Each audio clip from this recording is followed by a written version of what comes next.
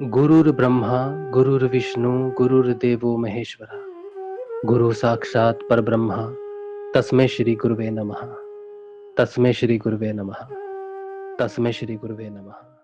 बोलो समर्थ सदगुरुदेव संत श्री रामलाल जी सियाग की जय।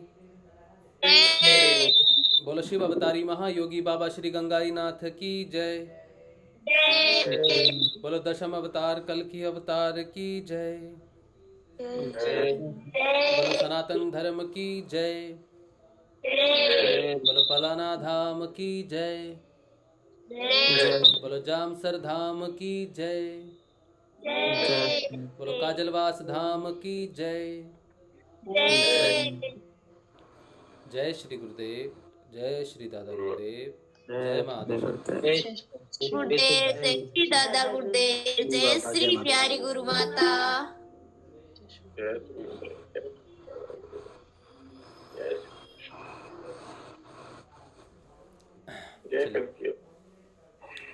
चलिए अब जो है शाम का सेशन है और शाम को आज क्योंकि शनिवार है तो आज हम थोड़ा बहुत पतंजलि ऋषि का जो योग है अष्टांग योग जिसका है उसके बारे में बात करते हैं।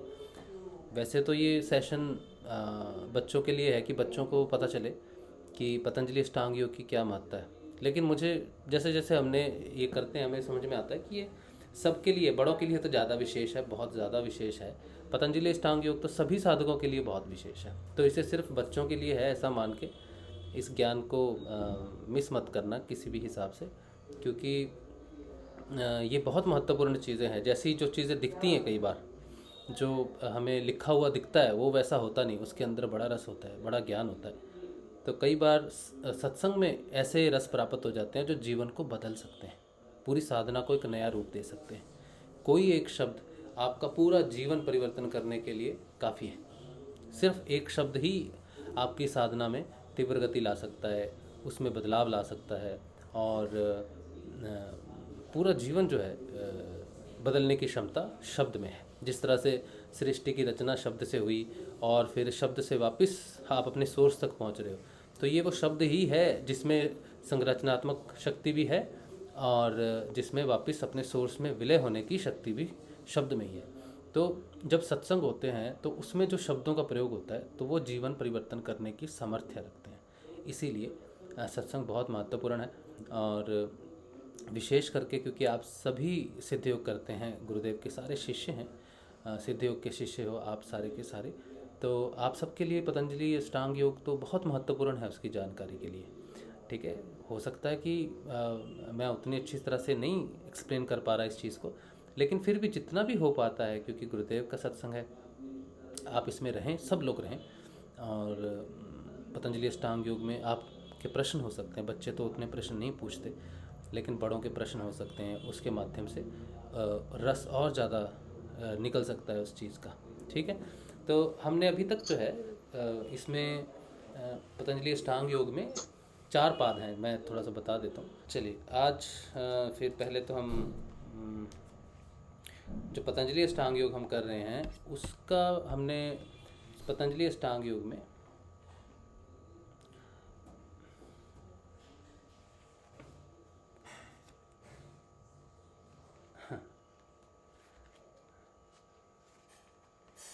सही बात है, बिल्कुल सही बात है।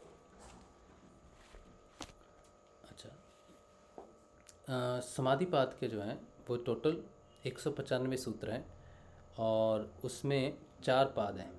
4 पाद का अर्थ है कि उसमें 4 चैप्टर हैं मुख्यतः। पहला चैप्टर जो है वो समाधिपाद कहलाता है।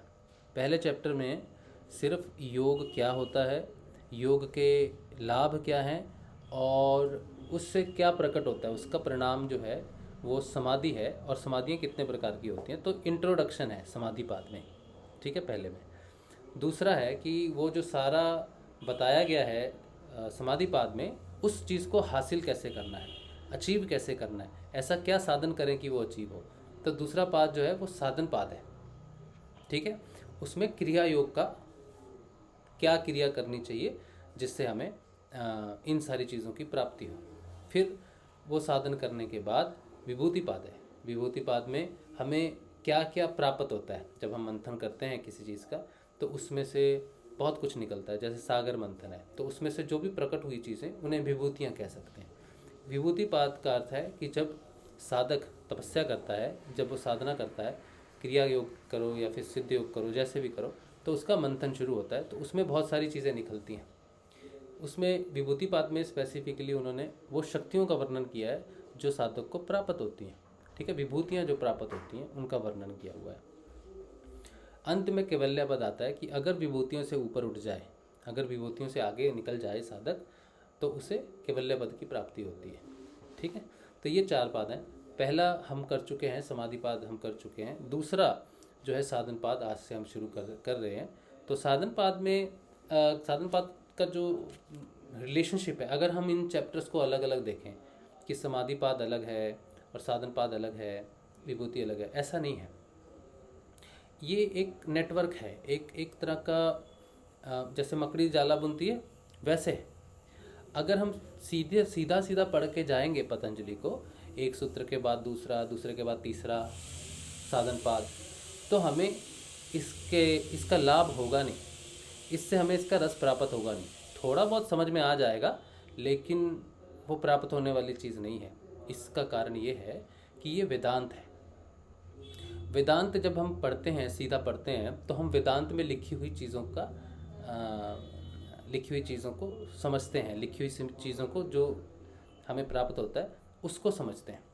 लेकिन जब वेदांत के साथ योग जुड़ जाता है, तो फिर वेदांत वैसे कार्य नहीं करते जैसे बिना योग के करते हैं। जब वो योग के साथ जुड़ जाते हैं तो वो एक नेटवर्क बनाना शुरू करते हैं। पतंजलि अष्टांग योग को समझने के लिए आपको अपने योग को समझना होगा।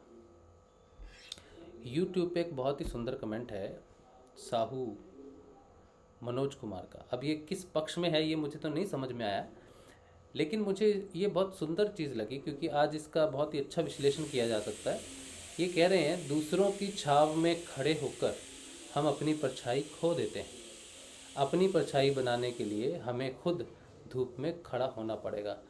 अब ये जो लाइनें हैं, ये जो श्रुतियाँ हैं, इसको हम अगर तर्क वितर्क में ना लें, मान सम्मान में ना लें, मनोविकार में ना लें, तो इसकी व्याख्या हम पतंजलि अष्टांग योग को समझने में कर सकते हैं। ठीक है, एक मिनट। हाँ, तो इसकी व्याख्या जो है हम पतंजलि अष्टांग योग को समझने में कर सकते हैं। देखिए, ये पतंजलि स्वयं एक समझो कि वृक्ष है, और अगर आप पतंजलि की छाँव में खड़े होते हैं, पतंजलि के सहारे सिद्ध योग को समझने की कोशिश करते हैं, तो आप उसे नहीं समझ सकते। लेकिन इसका अर्थ ये नहीं है कि पतंजलि जो एक वृक्ष की तरह हमारे सामने है उसकी कोई उपयोगिता नहीं है। वो हमारे लिए मार्गदर्शक हो सकता है कि हमें भी ऐसा वृक्ष बनना है। तो किसी की वृक्ष की छाया में अंडर खड़े होने का अर्थ ये भी नहीं है कि हम उसकी अपनी छाया भूल जा रहे हैं। किसी की वृक्ष की छाया के अंदर आने का अर्थ ये भी हो सकता है कि हम उससे प्रेरणा लें कि मुझे भी ऐसा वृक्ष बनना है, मेरी छाया भी उतनी ही सघन हो जितनी किसी दूसरे वृक्ष की है। तो हर युक्तियाँ और श्रुतियाँ जो होती हैं उन्हें प्रेरणा के रूप में आपको लेना चाहिए। अगर ये बहुत बड़ा वृक्ष है जो पतंजलि अष्टांग योग है, इसकी छाया है, और अगर आप इसको पढ़ते हो एज ए वेदांती, तो आप उनको पढ़ते हो, उनकी छाया में खड़े रहते हो। लेकिन अगर आपके पास समर्थ सदगुरुदेव श्री रामलाल जी सियाग का सिद्ध योग है, गुरुदेव आपके साथ हैं, तो ये एक प्रेरणा स्रोत बन सकता है आपके पास।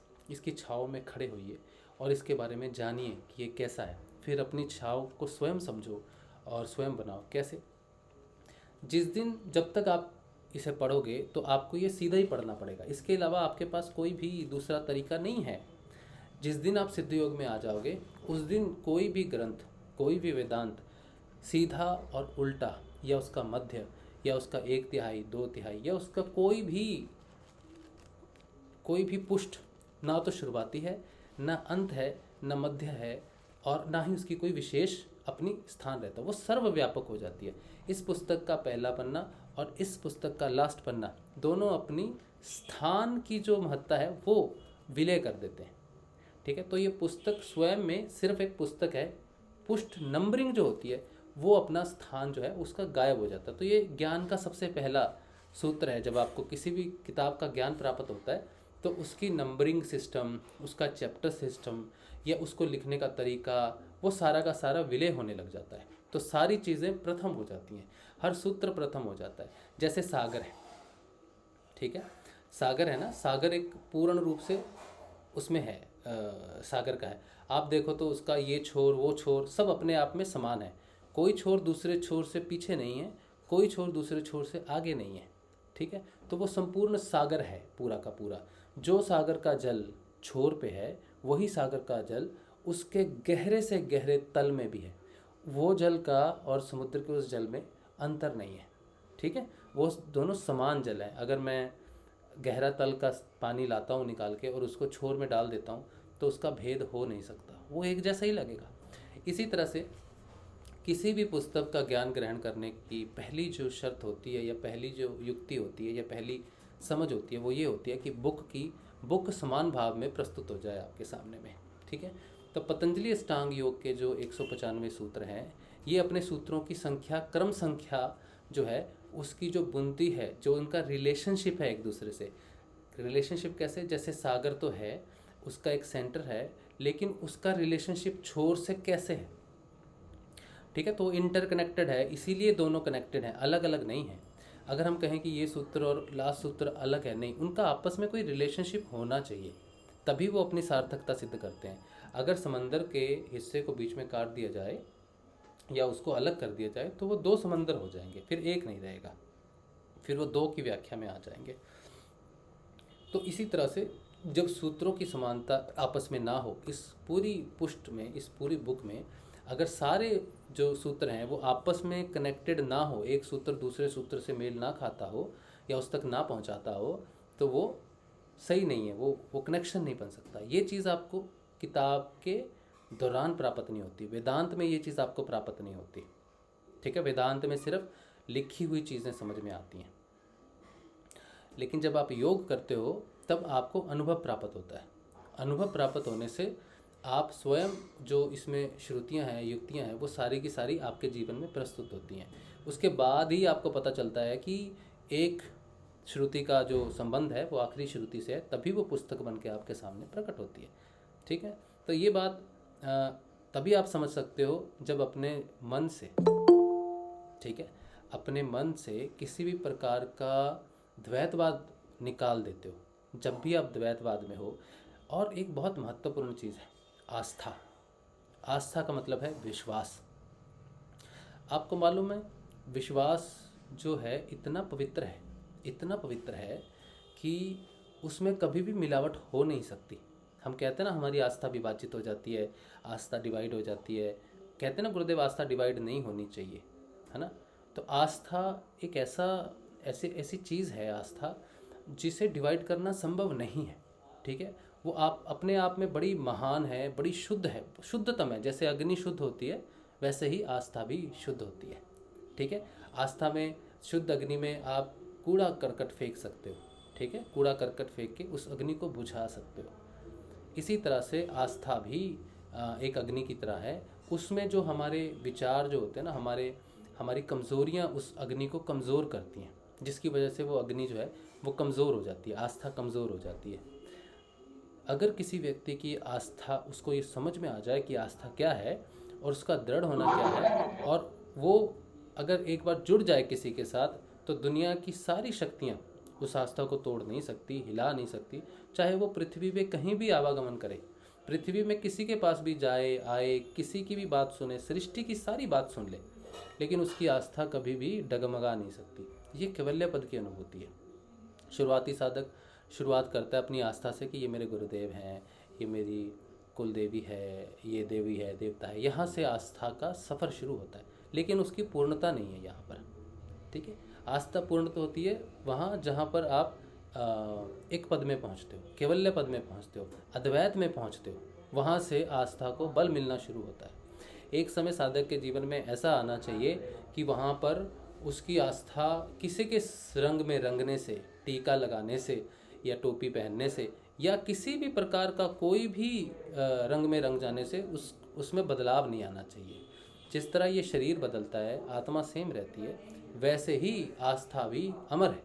आस्था भी ऐसी होनी चाहिए कि उस पर कोई भी रंग चढ़े लेकिन उसको रंग लगे ना, वो रंगों में खेले तो सही लेकिन रंग उस पर चढ़े ना। ये बड़ी स्ट्रांग आस्था होती है और ये तभी आ सकती है जब सिर्फ और सिर्फ आपको अपने आराध्या पे पूर्ण विश्वास हो कि ये महान है, ये सबसे बड़ा है। आपकी आस्था स्ट्रांग तभी हो सकती है अगर आपको डर लगता है कि मैं भटक गया तो मेरी गुरुदेव मुझे बचा नहीं सकते, तो आपकी आस्था सही है, कमज़ोर है, फिर आपको इधर उधर नहीं जाना चाहिए। ठीक है, आप अगर बाहर निकलते हो संसार में गुरुदेव को लेकर, तो समझो कि आप कहीं भी जा रहे हो तो आपको ये विश्वास बनाए रखना होगा कि आपके गुरुदेव से महान कोई नहीं है। जैसे अभी बच्ची ने बात की क्योंकि नेगेटिव एनर्जी है, कुछ भी है। मैं अपने भौतिक जीवन में, आध्यात्मिक जीवन में, सामाजिक जीवन में एक ही चीज़ में विश्वास करता हूँ कि मेरे गुरुदेव के अलावा कोई भी शक्ति नहीं, चाहे वो नेगेटिव रूप में प्रस्तुत हैं, चाहे पॉजिटिव रूप में प्रस्तुत हैं, चाहे तमस गुण में प्रस्तुत हैं, चाहे सतव में हैं, चाहे रजस में हैं, किसी भी गुण में प्रस्तुत हों गुरुदेव। ठीक है, वो सृष्टि में चराचर में है, हर जगह है, हर हिस्से में है। जहाँ पे प्रकाश है वहाँ भी हैं, जहाँ पर प्रकाश नहीं है वहाँ पर भी वो हैं, मेरी रक्षा कर सकते हैं। इस बात का विश्वास है मुझे पूर्ण रूप से। ठीक है, इसीलिए सबकी आस्था अपने गुरुदेव पे जब तक पूर्ण नहीं होती तब तक भेद रहता है, डर रहता है, आस्था का विभाजित होने का डर रहता है और अंदर में द्वंद्व चलता है कि मैं जाऊं तो कहीं वहीं का ना रह हो जाऊं, कहीं उसको सुन लूं या ओशो को सुन लूं या सदगुरु को सुन लूं या इसको सुन लूं, कहीं ये तो नहीं लगने लगेगा गुरुदेव को कि मैं तो गुरु बदल लिया। ये गुरुदेव को समझाने की कोशिश करने लगते हैं कि मैं अगर जाऊंगा तो कहीं मेरी आस्था डिवाइड होगी, ये तो नहीं हो गया। देखो, जो विश्वास होता है ना, जैसे अब व्रत कोई करता है तो व्रत में क्या है कि हम किसी का व्रत करते हैं, मेरी आस्था बड़ी मजबूत है गुरुदेव में और मैं व्रत करता हूँ। ठीक है, तो मैं ये बात कह सकता हूँ कि मेरी आस्था मजबूत है, मैं व्रत कर रहा हूँ। यहाँ पर ये युक्ति नहीं चलती, यहाँ पर ये तर्क बुद्धि नहीं चलती, क्योंकि व्रत मनोकामनाओं के लिए किया जाता है। निष्काम कर्म से व्रत कर लो, कोई फर्क नहीं पड़ेगा। कितने व्रत करने हैं, किसका व्रत करना है, कोई फर्क नहीं पड़ना, लेकिन वो निष्काम व्रत होना चाहिए, तब फर्क नहीं पड़ेगा आस्था पे। लेकिन अगर गुरुदेव पे विश्वास है और कोई दूसरा व्रत करते हैं किसी काम इच्छा से, ठीक है, किसी भी प्रकार की इच्छा से, तो वो आस्था का कमज़ोर होना है गुरुदेव पे। तो गुरुदेव पे आस्था जब कमज़ोर हो जाती है तो दूसरी जगह आस्था चली जाती है। आस्था एक ही है, आस्था विभाजित नहीं होती, आस्था एक ही है, या तो यहाँ रह सकती है या वहाँ रह सकती है, दोनों जगह नहीं रह सकती। ठीक है, तो अगर आप सोचो कि इधर भी कभी इधर आ जाओगे, कभी इधर आ जाएंगे, सुबह को इधर थे, शाम को इधर थे, तो वो उसको संकल्प शक्ति नहीं रहती मनुष्य की कि वो व्रत से लाभ उठाए या सिद्ध योग से लाभ उठाए, इसलिए किसी भी तरफ लाभ होता नहीं। ठीक है, साधक ऐसा होना चाहिए जिसकी दृढ़ शक्ति होनी चाहिए, जिसकी आस्था इतनी मजबूत होनी चाहिए कि कोई भी शक्ति किसी भी प्रकार से प्रकट हो जाए लेकिन वो गुरुदेव ही हैं, गुरुदेव के रूप में ही है और मेरी परीक्षा है, ऐसा मान के चले तो आस्था मजबूत होती है। ठीक है, तभी सिद्ध योग में पार पड़ने वाली बात है।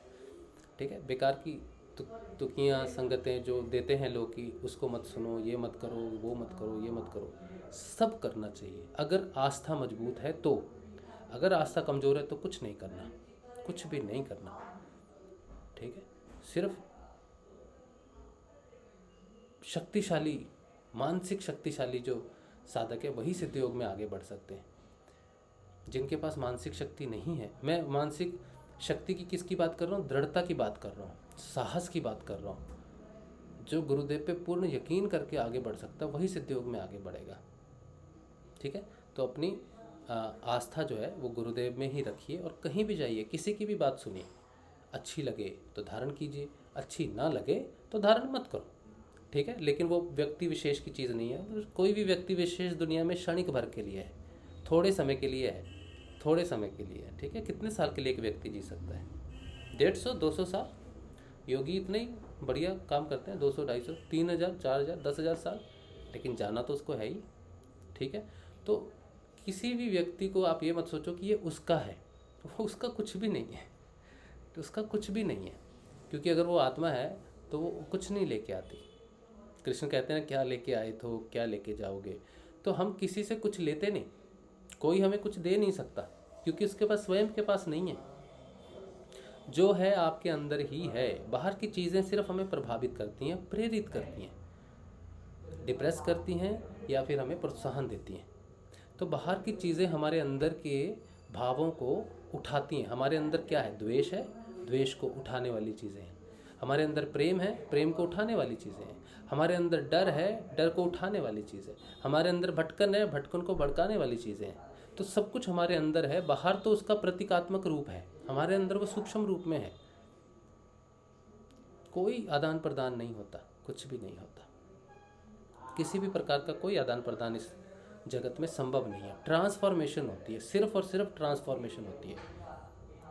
अगर वैज्ञानिक से पूछो तो जो ऊर्जा है उसको ट्रांसफॉर्म किया जा सकता है। गर्म पानी को ठंडा किया जा सकता है, ठंडे पानी को वापस गर्म किया जा सकता है। ठीक है, तो पानी अगर बर्फ़ भी बन जाए तो उसका मूल लिक्विड ही है, हाँ उसकी स्थिति बदल सकती है। ठीक है, तो किसी भी चीज़ को ऊर्जा को रूपांतरित किया जा सकता है। ऊर्जा की सहायता से पदार्थों को भी रूपांतरण किया जा सकता है। ये जो स्थूल शरीर है, इसकी जब रूपांतरण की बात आती है तो ऊर्जा कन्वर्ट होती है। ठीक है, जो दूसरी हायर ऊर्जा है वो आपके अंदर आती है, आपकी ही स्वयं की ऊर्जा उस ऊर्जा के रूप में परिवर्तित हो जाती है, जिससे इस शरीर का परिवर्तन होता है। धीरे धीरे सिद्ध योग में जितना भी कुछ परिवर्तन होता है, चाहे आप कुछ भी कहो, तो बाहर से कुछ स्ट्रॉन्ग चीज़ें, ऊर्जाएं जो होती हैं वो हमारे अंदर की जो वीक चीज़ें हैं उसको स्ट्रॉन्ग करती हैं। अगर मैं मसल बनाता हूँ जिम में जाके, तो जिम में तो मसल पड़े हुए नहीं है कि मैं 6 महीने जाऊँ सिर्फ बैठ जाऊँ, कसरत ना करूँ। भाई मैं जिम जाता हूँ रोज़ 2 घंटे, फिर मैं आता हूँ, लेकिन बॉडी नहीं बन रही, क्योंकि जिम में बॉडी नहीं है, बॉडी अंदर है, मसल्स अंदर है। तो वो उनको शक्ति, वहाँ से उन चीज़ों से शक्ति मिलती है। मेरे अंदर की ही ऊर्जा है जो मेरे मसल्स को बनाएगी, मेरी बॉडी डेवलप होगी, तो वो चीज़ मेरे अंदर है, जिम में नहीं है। इसी तरह से मैं किस तरह का व्यक्ति बनता हूँ, ये मेरी अंदर की ऊर्जा है और मेरा रिलेशनशिप या मेरा स्वभाव या मेरी इंटरेक्शन है। मैं जिम की जगह शराब खाने में भी जा सकता हूँ। ठीक है, तो मैंने चुना मैं शराब खाने में जाके शराब पीऊँगा, तो मेरे अंदर जो रूपांतरण होगा वो बीमारियाँ मेरे अंदर आएंगी, मेरी बुद्धि भ्रष्ट होगी और बहुत कुछ होगा, क्योंकि मैंने चयन शराब खाने का किया है। शराब ने कुछ नहीं किया, मेरी अंदर की ऊर्जा उससे प्रभावित हुई है। बाहर से कुछ नहीं होता, ना जिम कुछ करती है ना शराब खाना कुछ करता है। वो तो एक जगह विशेष है जहाँ पर मैं अपनी ऊर्जा को फोर्स देता हूँ, पुश देता हूँ कि ये ऊर्जा मुझे चाहिए, या इस समाज में ऐसे रह सकता हूँ मैं। इसी तरह योगी जो चयन करता है, योगी अपना चयन कैसे करता है कि मुझे सकारात्मक रूप से ईश्वर की तरफ बढ़ना है, तो उसको कोई चीज़ खरीदता नहीं है बाज़ार से, या हिमालय पे जाके वो पा नहीं लेता उस चीज़ को। गुरुदेव कहते हैं आसन पे बैठो, इस पे बैठो, भगवान छिपा बैठा है उसमें जो मिल जाएगा, ऐसा नहीं। उसके अंदर की इच्छा शक्ति जो है उसकी ऊर्जाओं को रूपांतरित करना शुरू करती है, तो वो सात्विक होकर भगवान की तरफ बढ़ना शुरू करता है। ये चीज़ जो मैं बता रहा हूँ, ये बात आपसे कर रहा हूँ, ये सीधी की सीधी आस्था पे डिपेंड करती है, मेरे विश्वास पे डिपेंड करती है। जो साधक अभी तक ये नहीं समझे कि आपको बाहर से कुछ भी नहीं मिल सकता, आप किसी वृक्ष की छांव में खड़े हो जाओ या आप धूप में खड़े हो जाओ, धूप में खड़े होने से भी आपकी छाया नहीं बनेगी। अगर आप धूप में खड़े हो जाओगे ना तो छाया नहीं बनेगी। ठीक है, अब इसको दो तरह से देखो। पहला तो मेरे शब्दों को भौतिक रूप में समझो कि नहीं जी धूप में तो छाया बनती ही बनती है। अध्यात्म में शब्दों का बड़ा अलग होता है, कहते हैं कुछ, अध्यात्म में मतलब कुछ और होता है। अगर गुण ज्ञान की जिज्ञासा है तो शब्दों से मुक्त हो जाओ। ठीक है, शब्दों से मुक्त हो जाओ, तब जाके ज्ञान प्राप्त होगा, क्योंकि ऋषि को ज्ञान शब्दों से प्राप्त होता ही नहीं। ये जो बुक है ना, इसमें जितने भी शब्द हैं इनमें कोई भी ज्ञान नहीं है, कोई ज्ञान नहीं है। ज्ञान आपके हृदय में है, अंदर है।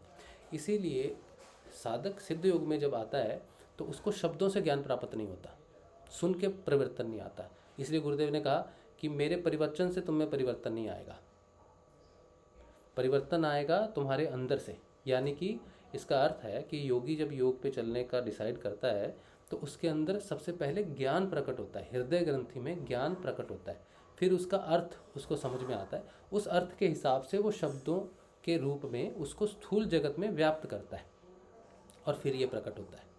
तो किसी का ज्ञान अर्थ रूप में प्रकट होकर शब्द में ये दिया, शब्द में उसने कुछ भी लिख सकता है, लेकिन उसका असली जो ज्ञान है वो शब्द नहीं समझा सकते। उसके लिए तो आपको योग करना पड़ेगा। इसीलिए योग प्लस वेदांत पूर्ण दर्शन है, अदरवाइज ये कोरी किताब है और कुछ नहीं।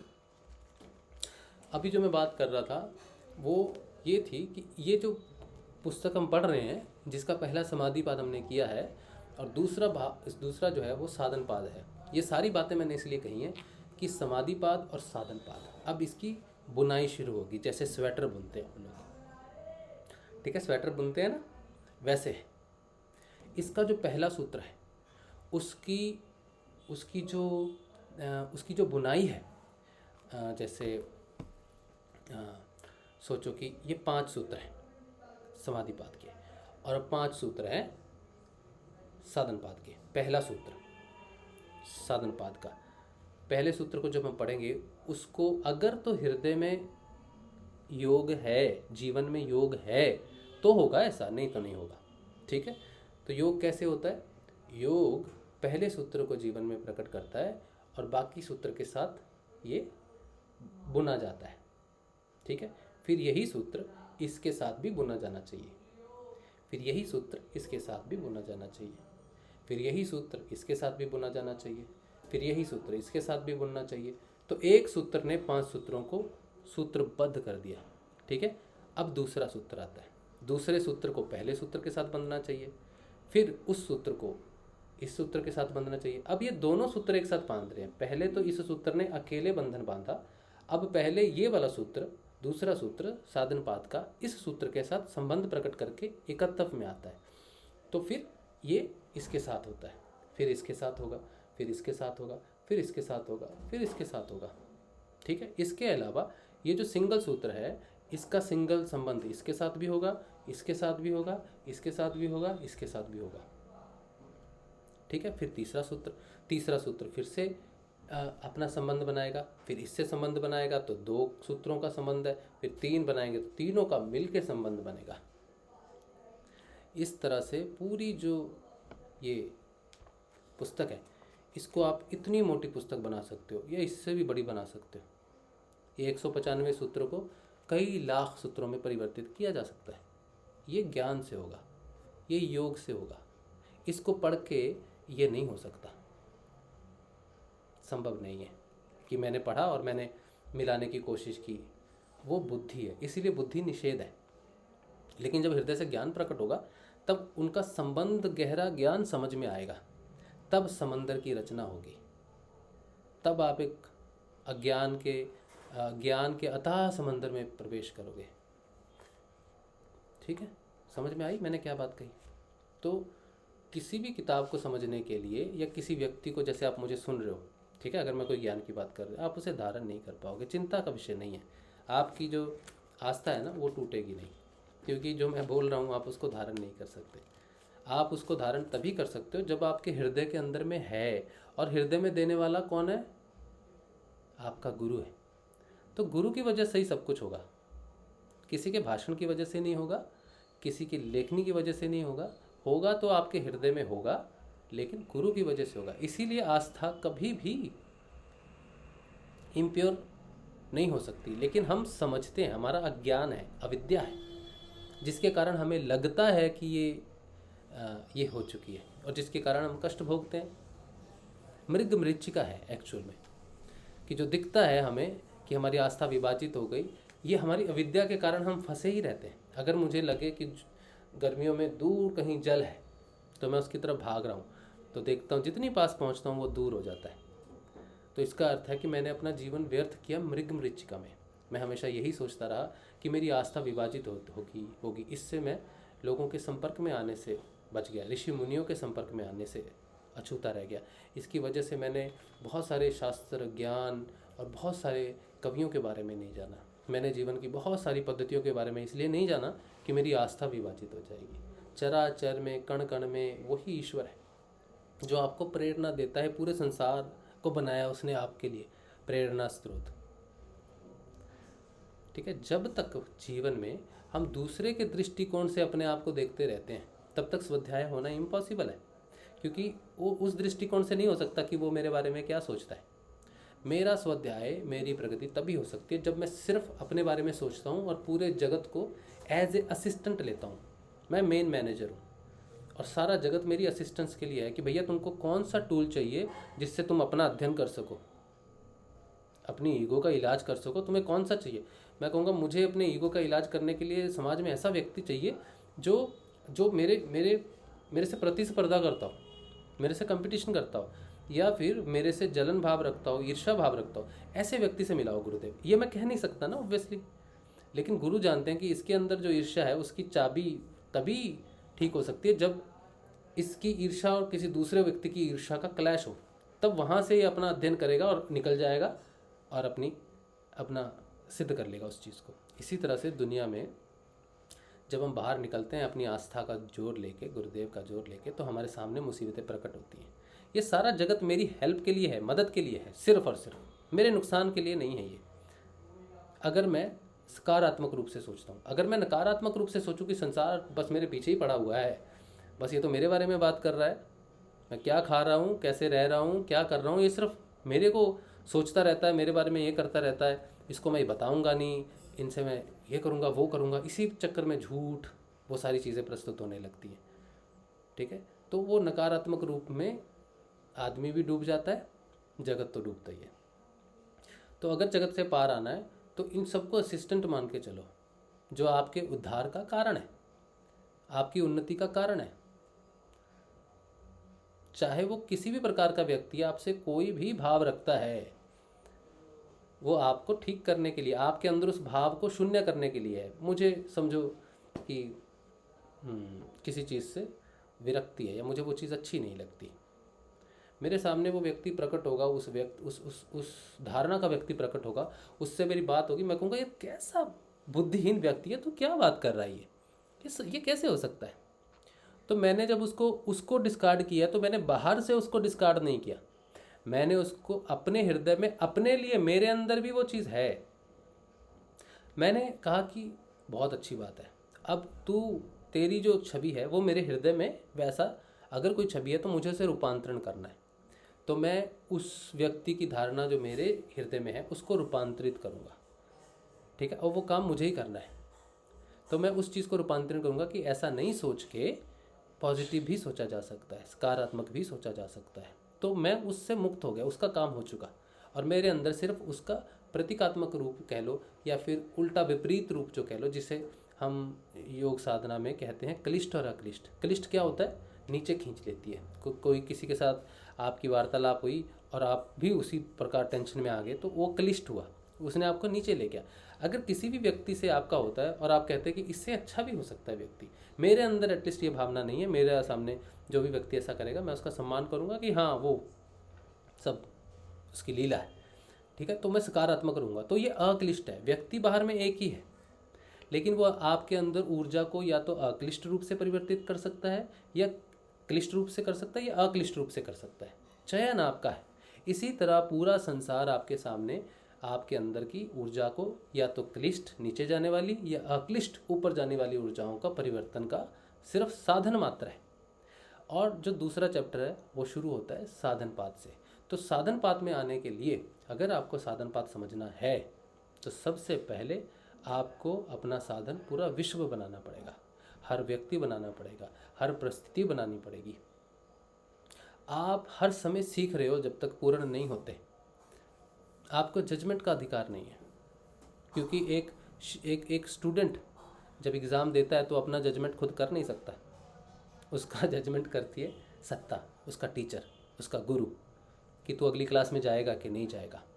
इसीलिए जो आपने पढ़ा समाधि पाद में, अगर उसको साधन पाद में यथार्थ धारणा कर सकते हो तो तभी कर सकते हो जब इस बुक के माध्यम से साधन पाद को समझने की कोशिश नहीं करके अपने जीवन में योग के माध्यम से आप उसे समझो। योग के माध्यम से आपकी जो रणभूमि है, जो जहाँ पर आप योग कर रहे हो, वो सारी सृष्टि आपके जो अंदर है, जा पिंडे सही ब्रह्मांडे, वो आपके सामने बाहर में स्थूल रूप में प्रकट होंगी, प्रैक्टिकल। ठीक है, लेकिन उसका बदलाव आपके अंदर आएगा, रिजल्ट आपके अंदर आएगा। प्रैक्टिकल बाहर होगा और रिजल्ट आपके अंदर प्रकट होगा। अगर रिजल्ट सही आ गया तो आप अक्लिष्ट रूप से ऊपर बढ़ोगे, अगर प्रैक्टिकल गलत हो गया तो नीचे चले जाओगे। यही साधन पाद है पूरा। जो भी बात अभी तक हुई है ये पूरा का पूरा साधन पाद है।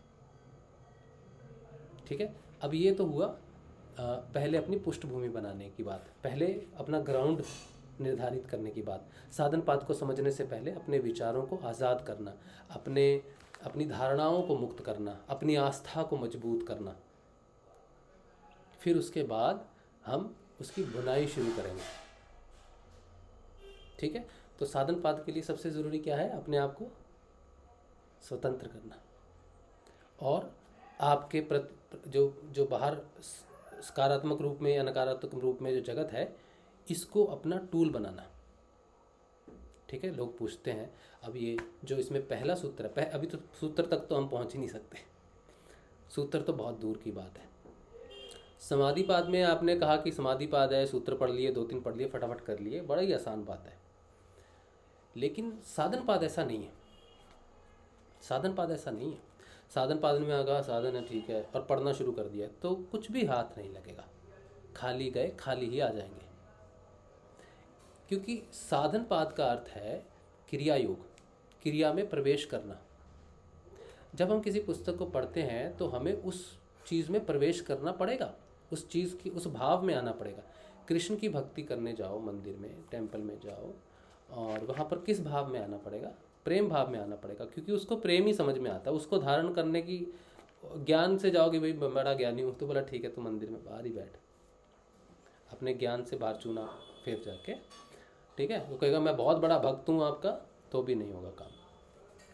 ठीक है, तो उस काम क्या होगा कि मैं आपका प्रेमी हूँ, आपसे प्रेम करने आया हूँ, तो कहेंगे आओ गले मिलो सबसे पहले। तो पृष्ठभूमि किसी चीज़ को समझने के लिए वो होनी चाहिए आपके पास। जिस विषय में आप पढ़ने जा रहे हो, पहले उस विषय के बारे में प्रैक्टिकल जानकारी होनी चाहिए। और साधन का पाद का प्रैक्टिकल है आपका व्यवहार। जो व्यवहार तो आपके पास है, लेकिन उसको बदलने की कुंजी क्या है? सिद्ध योग। अगर कोई मनुष्य अपने आप को बदलने की चेष्टा करता है और उसके पास कोई कुंजी नहीं है, तो बड़ी परेशानी हो जाएगी उसको। ये भौतिकवाद है। भौतिक जगत में जितने भी सुधार करने की कोशिश की जा रही है, वो बिना योग के करने की कोशिश कर रही है, बुद्धि के बल से करने की कोशिश कर रहे हैं। इसीलिए सकारात्मक रिजल्ट नहीं आके बल्कि लिमिटेड कुछ रिजल्ट आते हैं। इसकी बात ऋषि अरविंदो यही बात कहते हैं कि बुद्धि के बल से प्रयास कर रहे हैं। बुद्धि के बल से करने से होगा नहीं, आप अध्यात्म के बल से करो। तो अध्यात्म के बल से जब आप करना शुरू करोगे, तब आपको रिजल्ट मिलने शुरू हो जाएंगे, सकारात्मक और एक्यूरेट 100%। तो जब आप सिद्ध योग करोगे, नाम जाप और ध्यान करोगे, उस नाम जाप से आपके अंदर प्रैक्टिकल जब आप कर रहे होगे, उस सिचुएशन को समझने की शांति और समर्थ्य प्राप्त होगी। नहीं तो बिना शांति और समर्थ्य के जब आप प्रैक्टिकल करने जाओगे तो झगड़ा करके ही वापिस आओगे। दुनिया से झगड़ा करके परेशान होके आओगे, घर पे चिल्लाओगे, यार एक तो थक गया हूँ, बाहर जाके परेशान हो गया हूँ, ऊपर से तुम लोग का चल रहा है क्या नहीं है, तो घर में भी परेशानी, बाहर भी परेशानी। लेकिन अगर सिद्ध योग की कुंजी लेके जाएंगे तो बाहर जाएंगे तो हमारे अंदर एक सकारात्मकता रहनी चाहिए कि मेरा एंजल, मेरे प्रभु मेरे साथ हैं और सारे व्यक्ति उसी का ही प्रतिरूप हैं और वो मुझे सिखाने के लिए। तो बाहर जो कुछ भी होगा उसको सिर्फ सीख लेके आओगे और घर में आके भी यही कहोगे कि भैया आज जो सीख मिली है ना, तुम हैरान हो जाओगे सुन के। फिर आपका स्वभाव सिखाने वाला हो जाएगा, क्योंकि आपने खुद सीख लिया। और जब ज्ञान प्रकट होता है उसको रोक नहीं सकता आदमी। गलियों में भागेगा, छत पे चढ़ेगा, अपने घर में शोर मचाएगा, पापा सुनो, मम्मी सुनो। अरे यार सुनो तो सही, तुम्हें कुछ बताना है, तुम जानते नहीं इस चीज़ के बारे में। ज्ञान प्रकट होता है तो पागल हो जाता है आदमी, बताने के लिए संसार को छुपा नहीं सकता। जो कहे कि ज्ञान प्रकट हुआ नहीं जी, अपने पास ही रखेंगे, ऐसा असंभव है। ठीक है, तो जब बाहर से ज्ञान लेके आओगे ना, तो घर में आओगे, बताता हूँ मैं तुम्हें, वो कहेंगे भाई ये नहीं, अरे तुम छोड़ो, बैठो तो सही, सब कर लेंगे मिलजुल के। तुम पहले सुनो क्या है, चीज़ क्या है। अब उसको समझ में आए सुनने वाले को, नहीं आए वो अलग बात है, लेकिन तुम्हारे अंदर जो प्रकट हुआ है ना रस, उसको तुम स्वयं पान करोगे जब तुम उसको बताओगे जाके। ठीक है, तो ये क्या है? स्वाध्याय है, इसे कहते हैं स्वाध्याय करना। साधन पाद का जो पहला सूत्र है उसका एक अंश है स्वाध्याय। तो फिर स्वाध्याय भी यानी कि क्या हो गया कि पूरे विश्व को अपने प्रैक्टिकल बनाना। लेकिन कुंजी आपके पास नाम जाप की होनी चाहिए, तब जाके होगा काम। नहीं तो भौतिकवाद में नहीं होगा, बिना नाम जाप के नहीं होगा। ठीक है, अच्छा, इसी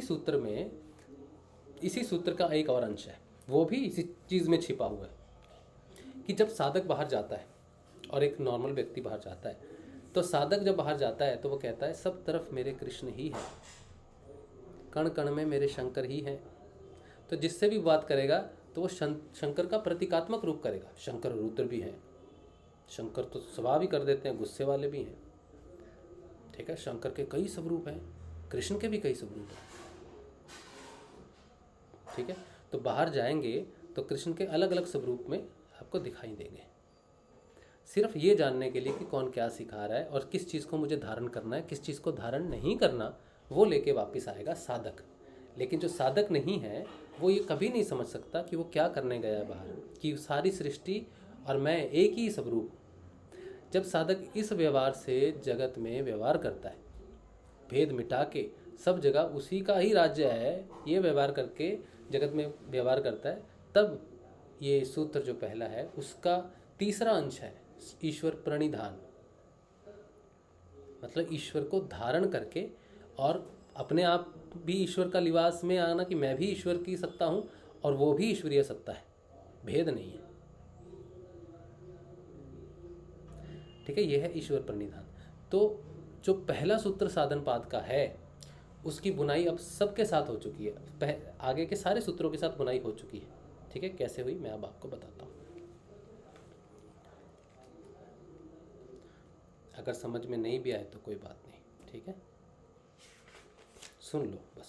साधन पाद, दूसरा पाद है साधन पाद। और मैंने जैसा कहा कि इस बुक में कुछ नहीं है, अंदर आपके हृदय क्या है, मेरी बातों में भी कुछ नहीं है।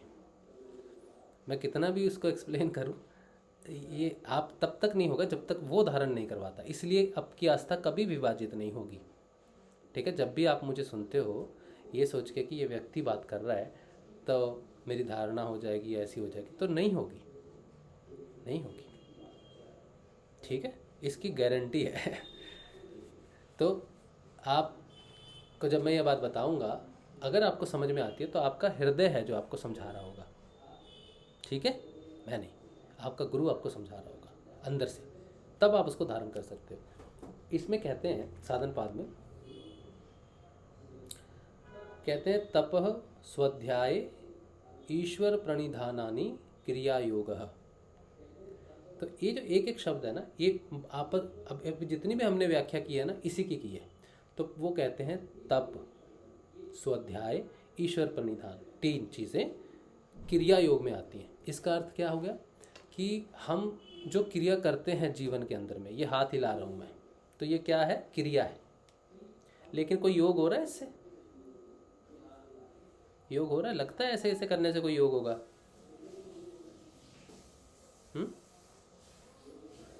लगता है किसी को ऐसे ऐसे कर रहा हूँ मैं, योग हो रहा है मेरा? चल रहा हूँ, चलो रास्ते पे, मेरा योग हो रहा है।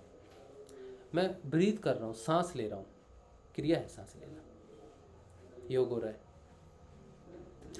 मैं जितना भी क्रिया करता हूँ, सोना, जगना, उठना, स्वप्न, सारी क्रियाएं, तो क्या उससे योग हो रहा है? हर समय क्या मैं योग में हूँ?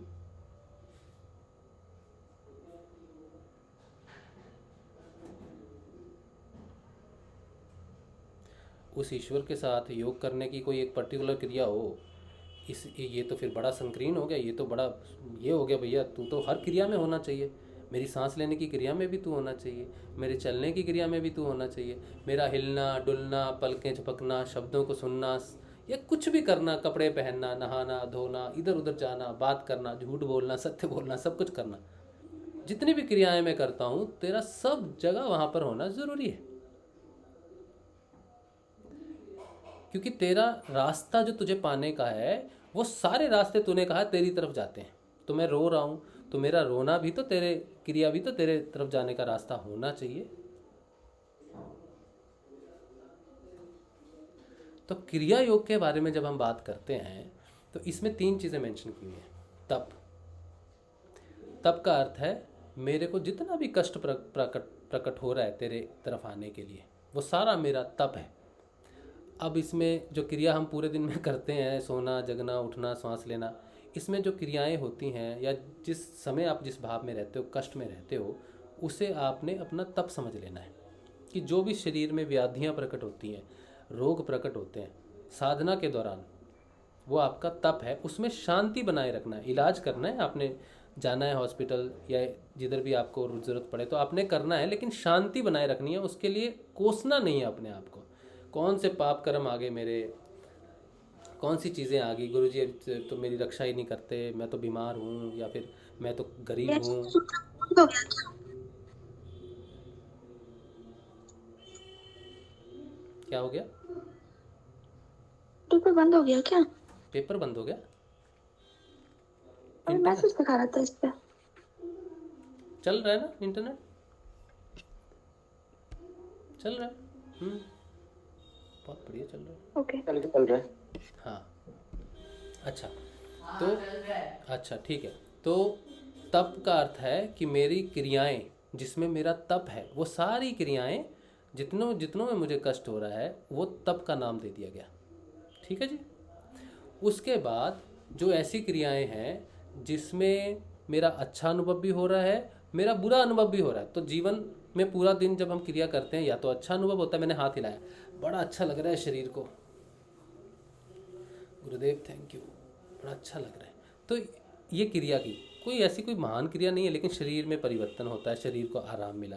और एक में ठोकर लग गई सिर में या पीछे में लग गया, कुछ भी लग गया, ठीक है, तो इस चीज़ों में यार ये चीज़ करनी नहीं चाहिए अपने को, या ये चीज़ ऐसी करनी चाहिए। या फिर जगत की जो भी दृष्टिकोण आपके प्रति है, वो उसको नकार के अपने प्रति दृष्टिकोण करना, यानी जगत आपको देख रहा है और आप जगत को देख रहे हो, ठीक है, लेकिन ऐसा नहीं करके जगत आपको देख रहा है और वो जो दृष्टिकोण है अंदर में जाके आप भी अपने आप को देख रहे हो जगत की तरफ से। वो जितने भी सोचो 100 लोगों के सामने मैं बैठा हूँ, मैं बोलता हूँ मुझे जज करो भाई, मेरे को देखो और मेरी बॉडी को जज करो, 100 दृष्टिकोण है, तो वो 100 दृष्टिकोण सारे के सारे मेरे दृष्टिकोणों के साथ मिलके मैं अपना स्वाध्याय करूँ उस चीज़ में, उसको मैं क्लिष्ट रूप में नहीं लेके अक्लिष्ट रूप में ले सकता हूँ। ठीक है, तो स्वाध्याय मुझे मेरा करना है, बाहर से मुझे सहायता प्राप्त होगी, वो स्थितियाँ प्रकट होंगी मेरे सामने। कोई तो ऐसा कहेगा कि यार तुम तो ऐसे दिखते हो, ये वो कोई चीज़ अच्छी नहीं लगेगी, कोई अच्छी चीज़ लगेगी। जो अच्छी चीज़ लगेगी उनका गुमान नहीं करना, और जो बुरी चीज़ लगेगी उसको अपमान नहीं समझने से मैं मान अपमान से मुक्त हो जाऊंगा। तो जितने भी संसार में चीज़ें होती हैं जो जैसे ये क्लेश हैं, बाहर के पंच क्लेश जो प्रस्तुत होते हैं, वो बाहर की चीज़ों से प्रस्तुत होंगे, मानसिक रूप से प्रस्तुत होंगे, तो मुझे उनसे मुक्त होने के लिए उनको अक्लिष्ट रूप में धारण करके मुझे उसको सिर्फ सकारात्मक रूप से अपना स्वाध्याय करना है कि मैं परिवर्तित हो सकता हूँ। बोला जग सारा झूठ बोलता है, तुम सत्य बोल के फंस जाओगे वहाँ पर, नहीं, बोला बोलना तो सत्य ही पड़ेगा, सत्य को नहीं छोड़ सकते। चाहे 100 लोग झूठ बोल रहे हैं, एक आप अकेले सत्य बोलने वाले हो, तो भी आपको सत्य ही बोलना पड़ेगा।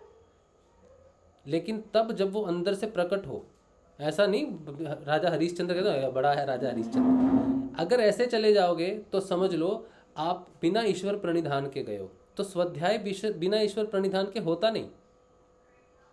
अगर आप सिर्फ स्वाध्याय करने जाओगे लेकिन अपने तप को छोड़ दोगे और अपने ईश्वर प्रणिधान को छोड़ दोगे, तो स्वाध्याय आपको ले डूबेगा बुरी तरह से, सच आपको ले डूबेगा, क्योंकि वो सच आपका बनाया हुआ सच है, मिथ्या सच है, वो उसको मिथ्या सच कह सकते हैं। तो सब चराचर में ईश्वर ही है, ये मान के मैं स्वाध्याय करूंगा तब मेरा स्वाध्याय होगा। तो ये सूत्र अकेले अकेले नहीं अपना सकते आप। साधन पाद में शुरुआती में आने के लिए तप, स्वाध्याय, ईश्वर प्रणिधान, एक तो स्थूल रूप में बाहर जगत है, फिर सूक्ष्म रूप में मन है, और सूक्ष्म रूप से बुद्धि, फिर तप, स्वाध्याय, ईश्वर प्रणिधान और सूक्ष्म हो जाता है जाके चित्त तक पहुंचते पहुंचते। तो तप, स्वाध्याय, ईश्वर प्रणिधान एक ऐसी क्रिया है जो स्थूल भी है, सूक्ष्म भी है, अति सूक्ष्म भी है और महासूक्ष्म भी है।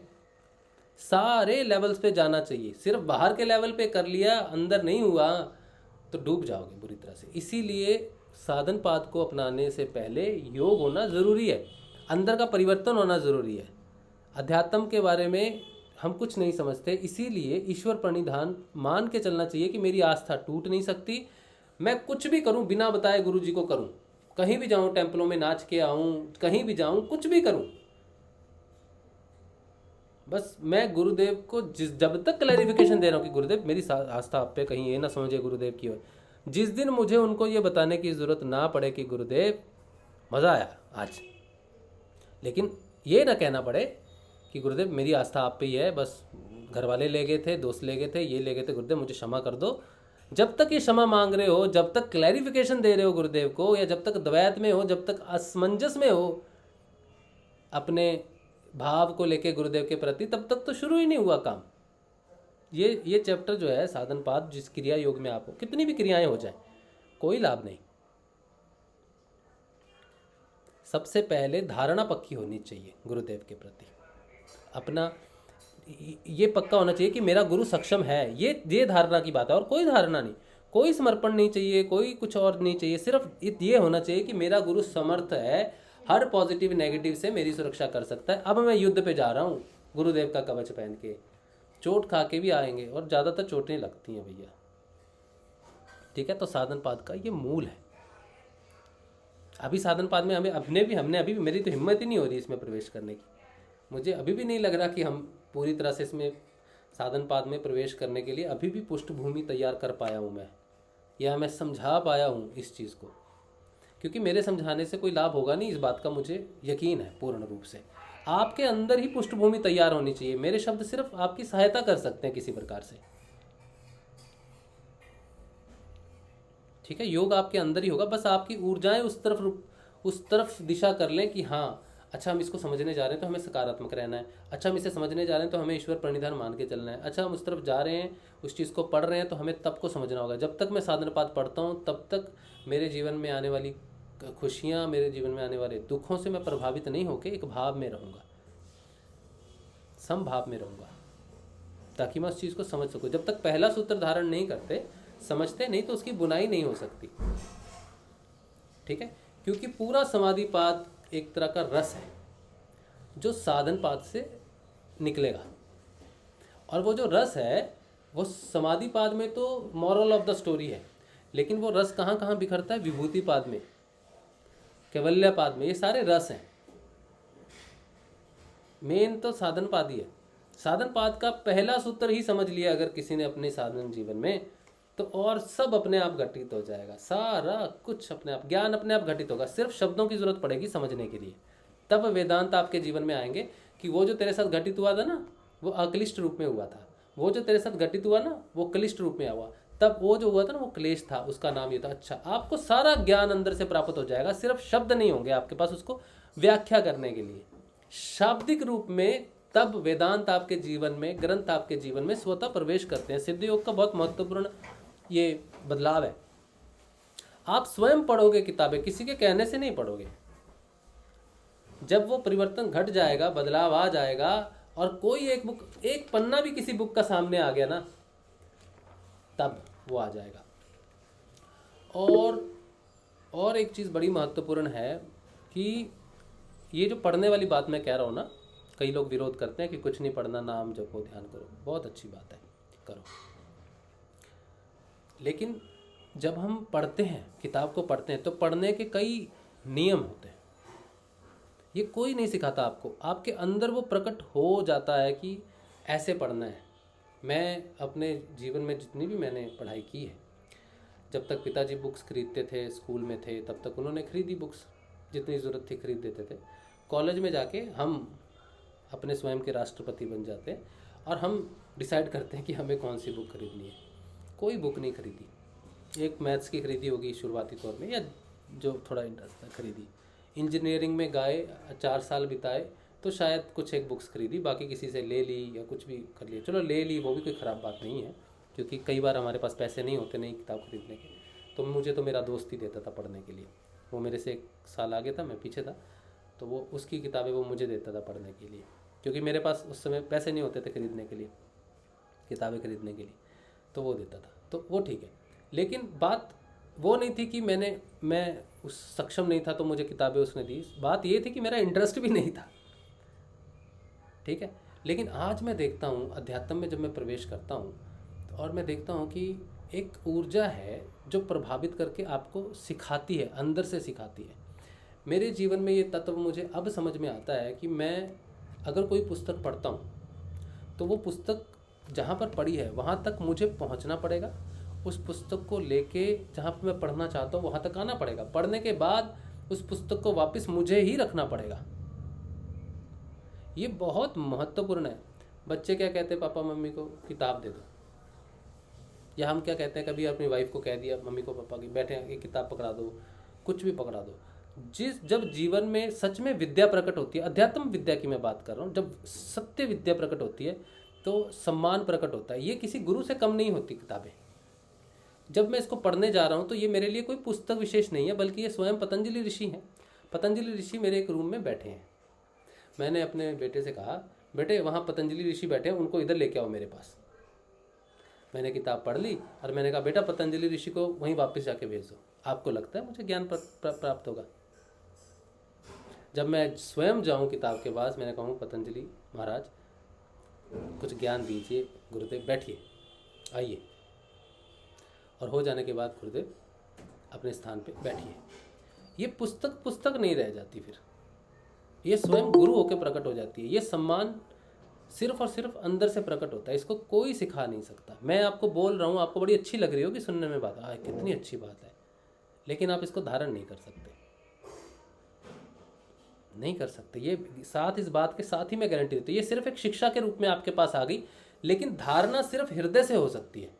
आपके हृदय में जब तक प्रेम नहीं होगा, आपने कहा चलो ये तो गुरुदेव हैं, चलो ये तो इनकी रिस्पेक्ट करते हैं, ठीक है। अब यमराज की बुक मैंने खरीदी,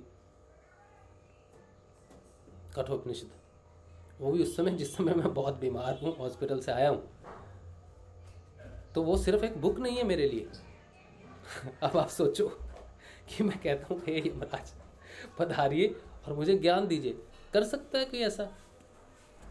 मैं ये नहीं कह रहा कि मैं बड़ा विशेष हूँ, मैंने किया, मैं सिर्फ आपको आध्यात्मिक विद्या की शुरुआत बता रहा हूँ कि कैसे प्राप्त होती है आध्यात्मिक विद्या। लोग तो सोचेंगे ना यार कौन अपने घर में यमराज को बुलाता है। मुझे ये बताओ कि यमराज कहाँ नहीं है, पहले ये बताओ। आप उनका आह्वान करोगे, कहाँ करोगे? इस जगत में चराचर में कौन सी ऐसी वस्तु है? तुम्हारे हृदय में वो खुद बैठा हुआ है, बाहर तो दूर की बात है, तुम्हारे हृदय में बैठा हुआ है। और जो आवाहन हो रहा है वो हृदय में ही हो रहा है एक्चुअल में। हे यमराज मेरे हृदय में विराजमान होइए और मुझे ज्ञान दीजिए। नचिकेता को शरीर त्याग के जाना पड़ा था यमराज के पास, तब जाके उनको वो ज्ञान मिला जो मृत्यु के बाद का, क्योंकि मृत्यु के बाद का ज्ञान कौन दे सकता है आपको? वही जो मृत्यु के परे बैठा हो या जिसका मृत्यु पे अधिकार हो। तो आपको मृत्यु के बाद का ज्ञान चाहिए सिद्ध योग में। आप गुरुदेव आपको किससे मिलाएंगे? गुरुदेव ही मिलाएंगे आपको। लेकिन आपके जीवन में ज्ञान धारण करने की, मृत्यु के बाद क्या होता है इसकी इच्छा जाग गई, आप गुरुदेव कैसे पूर्ण करेंगे? किसको भेजेंगे? क्योंकि गुरुदेव ही सब आयोजित करेंगे। यमराज को जो आदेश होगा गुरुदेव का कि ये मेरा शिष्य है, ये जानना चाहता है मृत्यु के बाद क्या होगा, आप इसका मार्गदर्शन करो। तो हृदय में वो धारणा होगी और फिर वो पुस्तक रूप में आएंगे। अब इसमें डर भी हो सकता है कि यार छोड़ो रहने दो, नमस्कार यमराज जी, आप जहाँ हैं वही रहिए, इधर मत आइए। या फिर आप आह्वान करोगे। नचिकेता ने स्वयं वो ज्ञान प्राप्त करने के लिए इतनी बड़ी रचना हुई। 8-9 साल का बच्चा है जो अपने पिता की आज्ञा, पिताजी को कहता किसको दान करोगे? यज्ञ कर रहे हो, अपनी प्रिय वस्तु दान करनी है।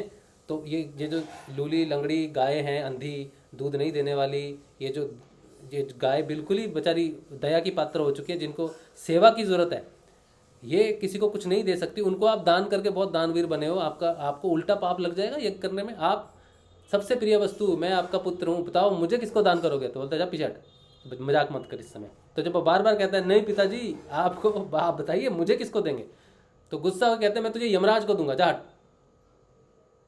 तो नचिकेता फिर सोचता अच्छा अब पापा जी ने बोल तो दिया है अब तो जाना ही पड़ेगा। और सोचता नहीं कि वो मर रहा है, कुछ भी कर रहा है। नचिकेता वैसा बालक नहीं है, ये साधक है। नचिकेता कोई नहीं, नचिकेता एक साधक है, समझ लो। तो गुरुदेव ने कहा कि तुझे ज्ञान प्राप्त होना है, तो गुरुदेव को आप कह रहे हो गुरुदेव मुझे ज्ञान दो, गुरुदेव मुझे ज्ञान दो, मेरी प्रगति दो, मेरी प्रगति करो। नचिकेता कह रहा है मुझे किसको दान दोगे, मुझे किसको दोगे? आप कह रहे हो गुरुदेव मेरी प्रगति कराओ, मेरी प्रगति कराओ, मुझे बताओ अध्यात्म क्या है।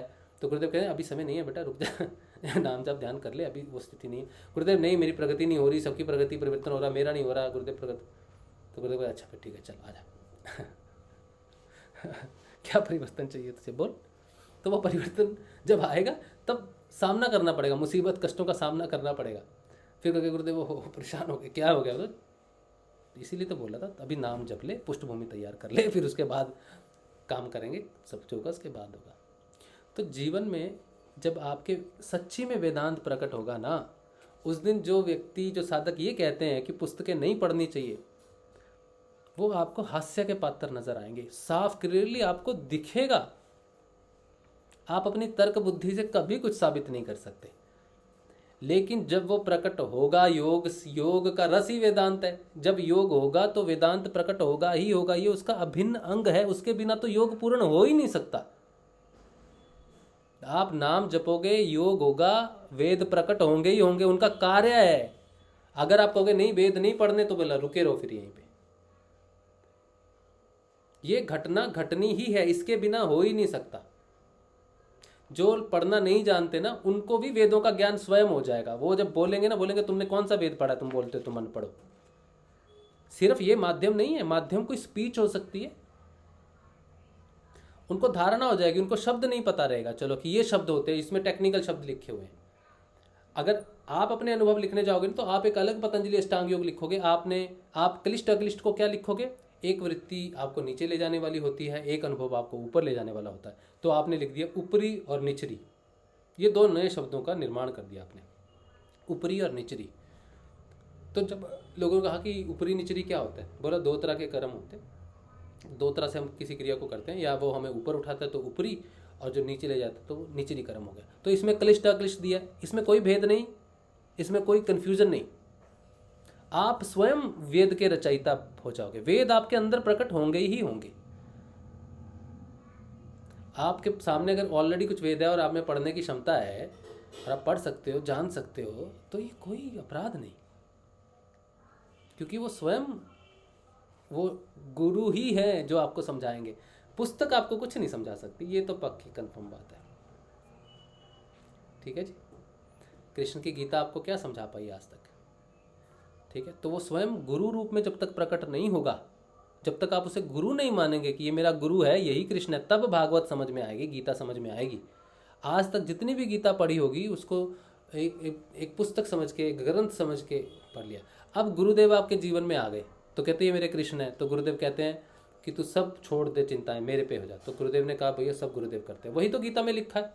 गीता बता रही थी तो माना नहीं, अब गुरु कह रहा है तो मानना पड़ रहा है। तो ये जब तक ये किताब है तब तक धारणा हो नहीं सकती, जब ये गुरु बन जाएंगे तब धारणा होगी, क्योंकि गुरु की बात सब धारण कर सकते हैं, किताब विशेष की बुक धारण नहीं होती। इसीलिए फर्क है व्यक्तिगत बुद्धि के हिसाब से वेदों को समझने की और आध्यात्मिक बुद्धि से समझने की, ये दो फर्क है। इसीलिए वेदांत जरूरी है, इसीलिए योग प्लस वेदांत पूर्ण दर्शन कहलाता है। ठीक है, तो ये सारी चीज़ें जो आज हैं, ये पृष्ठभूमि है साधन पात की। अपने आप को क्लियर करना, अपने आप को बिल्कुल रूढ़िवादी समस्याओं से या लोगों की, साधकों की जितनी भी धारणाएं हैं, ये नहीं करना, उस वृक्ष की छांव में जैसे ये है। अब इसको दूसरी तरह से देखो कि समझो कि मैं कुछ बोल रहा हूँ और आप मेरे माध्यम से समझने की कोशिश कर रहे हैं, तो मैं आपके लिए वृक्ष हो सकता हूँ। मेरी बातें सुन सुन के आपका अपनी कोई ज्ञानी प्रकट ना हो, ये इस चीज़ को ऐसे ले सकते, ये अक्लिष्ट रूप से ले सकते। पहले हमने इसको अक्लिष्ट रूप से समझा, अब हम इसको क्लिष्ट रूप से भी ले सकते हैं। इसी कमेंट को मैं क्लिष्ट रूप में ले सकता हूँ कि आप मेरे साथ मेरी बात सुनोगे तो आपका अपना ज्ञान डेवलप नहीं होगा, ये इसको ऐसे भी ले सकता हूँ, ये कमेंट ऐसे भी हो सकता है। लेकिन डिपेंड करता है मुझ पे कि मैं इस कमेंट को कैसे लेता हूँ, और डिपेंड करता है लिखने वाले पे कि वो कमेंट कैसे लिखता है, वो कर्म कैसे करता है, और बाकी पढ़ने वालों पे कि वो कमेंट को कैसे पढ़ते हैं, क्लिष्ट रूप में या अक्लिष्ट रूप में। ये एक कर्म किया गया है, इस कर्म की ऊर्जा है, उसने तो कुछ नहीं दिया हमें, सिर्फ हमारे अंदर की ऊर्जा को ही प्रभावित किया है। वो उठाने वाली ऊर्जा को प्रभावित किया है या नीचे गिराने वाली ऊर्जा को प्रभावित किया है, उसने कैसे किया है ये उसका कर्म है। वो उसकी ऊर्जा उसको लेके जाएगी या उठाएगी, लेकिन आप उसके कर्म को कैसे लेते हो, वो आपके लिए सहायक होता है या फिर नहीं होता है, ये आप पे डिपेंड है। इसी तरह मैं आपके लिए सहायक हूँ या नहीं हूँ, ये डिपेंड करता है आपके हृदय के अंदर की ऊर्जा का। तो तो जितना भी कुछ संसार में हो रहा है, अगर हम सिर्फ उसे अपने अक्लिष्ट रूप में प्रस्तुत करें, ऊपरी रूप में जाने की कोशिश करें, तो सब कुछ पॉजिटिव ही है, उसमें कुछ भी नकारात्मक नहीं है। कोई कहे यार वेदों को पढ़ रहे हो, ये पढ़ रहे हो, तुम बेकार कार्य कर रहे हो, तो इसमें भी एक अक्लिष्ट रूप छिपा हुआ है, इसमें क्लिष्ट रूप भी छिपा हुआ है, लेकिन हम उस अक्लिष्ट को धारण कर पाते हैं कि नहीं कर पाते, वो हमारे अंदर की क्षमता है, एम्प्टीनेस। किसी दूसरे गुरु के बारे में बात नहीं करनी, सुननी नहीं, बाकी साधकों को नीचा साधक समझना, अपने गुरुदेव के साधकों को उच्च साधक समझना, या ये समझना सिर्फ चेतना हम में ही आ रही है, दुनिया में और कहीं चेतना नहीं है, ये सारी की सारी गलत बातें। सब ईश्वर का ही नाम जप रहे हैं, गुरुदेव का ही नाम जप रहे हैं, अलग अलग भिन्न भिन्न रूप में भिन्न भिन्न जगह पे बैठ के, सब मेरे समरूप ही है। सब जगह वो ज्ञान, अध्यात्म ज्ञान तो एक ही है, दो तो है नहीं, दो नहीं है, एक ही ज्ञान है, यहाँ भी और वहाँ भी। ठीक है, तो अपने मन से अगर आपको सच्ची में वेदांतों में प्रवेश कर अपने हृदय में योग प्रस्तुत करके सार्थक रूप से उसको, उसका रस का पान करना है, तो ये आपको रस पान करवाएंगे। ये एक तरह का बर्तन है, रस आपके अंदर है, इसके माध्यम से आप उसका पान कर सकते हो। ठीक है जी, चलो आज यही होगा। मेरी तो हिम्मत ही नहीं हुई आज कि मैं साधन पाठ शुरू कर पाऊँ, क्योंकि हाँ क्या कहूँ, वो तो ये नहीं है कि मैं इसमें जो लिखा है आप नहीं पढ़ सकते, नहीं पढ़ सकते, आप सब पढ़ सकते हैं ना। पतंजलि अष्टांग योग का पहला सूत्र तप स्वधाईश्वर प्रणिधान, आपने पढ़ लिया, मैंने पढ़ लिया, मेरे में कोई विशेषता है नहीं है। तो विशेषता शब्द में नहीं है, देखा जाए तो हमने आज बहुत कुछ पढ़ लिया, बहुत कुछ जान लिया। ठीक है, तो ये सिर्फ एक रेफरेंस है, ये अपना रस प्रकट करेगी यहाँ पर। ठीक है, तो इसका भी सम्मान होना चाहिए और इसका भी सम्मान होना चाहिए। अब इस बात को गहराई से समझना। ठीक है, चलो आज के लिए इतना ही, छोटा सेशन रखते हैं। तो बच्ची की आज थोड़ा प्रॉब्लम भी हो रहा है उस बच्ची का, उसमें भी थोड़ा समय हमने दिया, लेकिन मूलतः 1 घंटे का ही सेशन है। ठीक है, अब आपका कोई प्रश्न हो तो आप प्रश्न पूछो, अगर प्रश्न नहीं है तो फिर जय श्री गुरुदेव। कोई है प्रश्न? जय श्री गुरुदेव। हाँ, क्या प्रश्न है बेटा? मेरा प्रश्न नहीं है, मुझे छोटी सी कविता गानी। हाँ, बहुत अच्छी बात है। तुमने लिखा है कुछ मैसेज? 1 मिनट। वो वही है। अच्छा, मोरार पारे की होबे की प्रश्नों करले আমাকে মরতে হবে ভয় লাগে और जन्नो जिज्ञासा करी ना जमराज के ये बंगाली में लिख रहे हैं कि मरने के बाद कह रहे मोरार परे की होबे की प्रश्न कर ले मतलब मरने के बाद प्रश्न करने का क्या फायदा है, मतलब मरना पड़ेगा प्रश्न पूछने के लिए, भय लागे, डर लगता है, इसलिए जिज्ञासा खोरी ना जमराज के ये जो पूरा तुमने दे दिया ना भाई मेरे, ये पता मैं भूल गया हूँ आपका नाम, ये जो पूरा आपने दिया ना कि मरने के बाद का क्या है, कल का सेशन तो यही था, मरने से पहले महामृत्यु होती है कल का सेशन नहीं देखा? कल का सेशन था ना, मृत्यु से पहले महामृत्यु है, तो महामृत्यु क्या है ये महामृत्यु ही तो है। एक बात मैं खास आपको बता देता हूँ, कठोपनिषद में इस चीज़ का वर्णन नहीं है कि यमराज के पास जब नचिकेता पहुँचते हैं तो वो शरीर को त्याग के पहुँचते हैं, ध्यान की अवस्था में पहुँचते हैं, या फिर स्वप्न अवस्था में पहुँचते हैं, इस चीज़ का वर्णन नहीं है वहाँ पर, क्योंकि योगियों के ऊपर छोड़ दिया गया है इसका निर्णय। ठीक है, तो यमराज के साथ प्रश्न करने के लिए आपको मरने की जरूरत नहीं है, महामृत्यु की जरूरत है, जो मृत्यु से पहले होती है ना। गजब बात, सही समय पे निकली ना बात कि यमराज से कुछ पूछना है तो पूछ सकते हो जिंदा रह के, मरने की जरूरत नहीं। नचिकेता के बारे में वर्णन नहीं है। ठीक है, चलो कैसे गया था वो वहाँ पर ये बहुत अच्छी बात है, मुझे लगता नहीं था कि ये सूत्र ऐसे सामने आएगा, पर तुमने बहुत अच्छा प्रश्न किया और तुम्हारे प्रश्न का जवाब भी बहुत अच्छा मिल गया। अच्छा, कविता सुनेंगे, चलो कविता सुनाओ।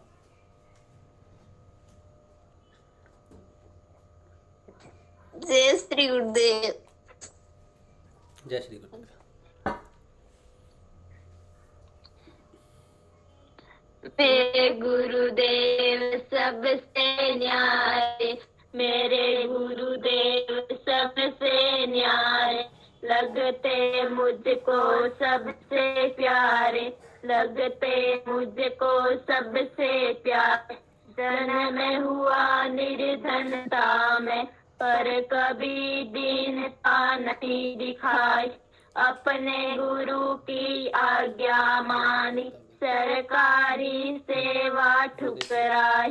कितने मूर्ख कितने पापी, कितने भ्रष्ट योगी जनतार, मेरे गुरुदेव सबसे न्यारे, मेरे गुरुदेव सबसे न्यारे, लगते मुझको सबसे प्यारे।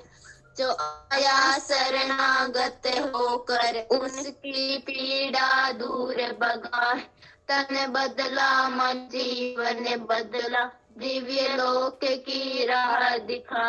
जो एक दाने को से उनके कर दिए वारे न्यारे, मेरे गुरुदेव सबसे न्यारे, मेरे गुरुदेव सबसे न्यारे, लगते मुझको सबसे प्यारे। सागर से भी गहरे लगते, हिमालय से ऊंचे, सारी दुनिया चला रहे, कमल नयने मीचे मीचे, दुनिया में बदलाव हो रहा, उनकी मर्जी से सारे, मेरे गुरुदेव सबसे न्यारे, मुझको लगते सबसे प्यारे।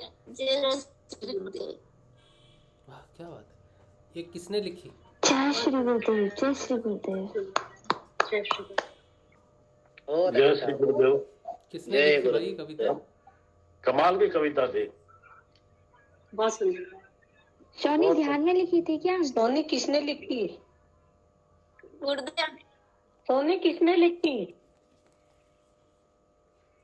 गुरुदेव की किताब में थी। गुरुदेव की किताब में थी ना, आपने लिखी है। अच्छा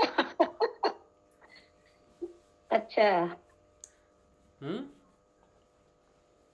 बोलती नहीं है थी। गुरुदेव की किताब में। हाँ, गुरुदेव की किताब में थी।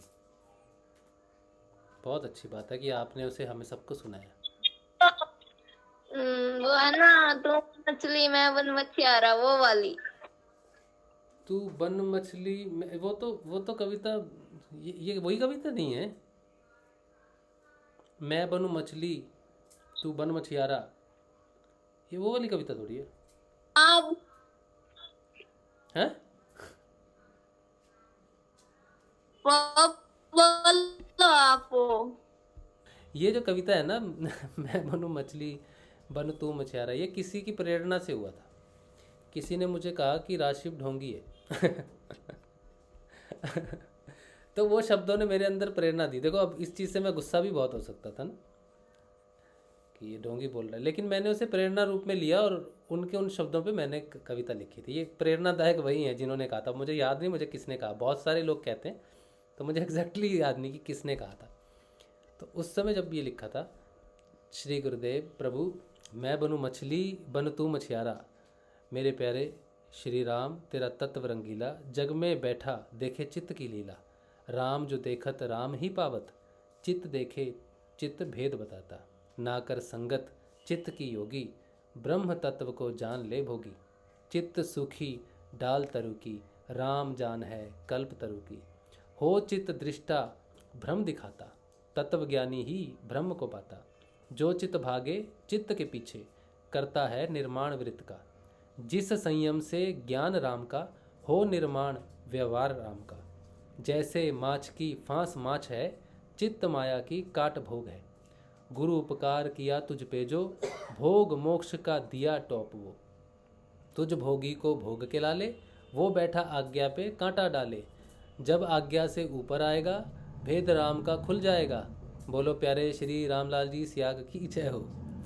और नीचे इसमें लिखा था इसके संत समर्थ सतगुरुदेव संत श्री चौधरी रामलाल जी सियाग साहब की जय जय हो। इसके नीचे लिखा था ढोंगी स्वार्थी राशिव, चरण धुली राम की राज शिव। प्रेरणा स्रोत, अच्छा इसमें ये लिखा भी हुआ है, प्रेरणा स्रोत है भेद ईर्षा चित्त से और ज्ञान आत्म राम से। तो ये जो शब्द है ना कि ये ढोंगी है, इससे जब ईर्षा या भेद प्रकट होगा तो वो चित्त से प्रकट होगा, आत्मा से कभी भेद प्रकट नहीं होता, आत्मा से ज्ञान प्रकट होता है। जो ये शब्द मेरे तक पहुँचे, या तो ये ईर्षा का कारण बन सकते हैं जो चित्त से प्रकट हो, और या फिर वो ज्ञान का कारण बन सकते हैं जो आत्मा से प्रकट होता है। तो एक तरह से उन्होंने आत्म को प्रेरित किया है। तो ये पूरी की पूरी कविता चित्त और आत्मा के रूप में भेद बताती है। राम और जो चित्त है, जो माया है, माया और राम के बीच में भेद बताती है कि यहाँ पर वो बैठा है मछियारा और मैं मछली इधर घूम रही हूँ, तो वो मेरे को यहाँ से एक टॉप डालता है, ले भोग भी है मोक्ष भी है, तो मैं भोग के लिए पकड़ता हूँ, मोक्ष के लिए नहीं लेता उसको सारा। गुरुदेव कहते हैं भोग भी मिलेगा मोक्ष भी मिलेगा, तो मैं कहता हूँ भोग मिलेगा, हाँ, तो मैं वो जो कांटा डाला है उसमें भोग है, तो भोग मैंने पकड़ लिया, और जो इसकी तार है वो मोक्ष की है, तो मैंने तार के लिए नहीं, मैंने कहा तू मुझे भोग दे रहा है, तो मैंने भोग पकड़ा, और जैसे ही मैंने भोग को पकड़ा तो उसके मोक्ष की तार में फंसूंगा तो वो ऊपर खींचेगा मुझे।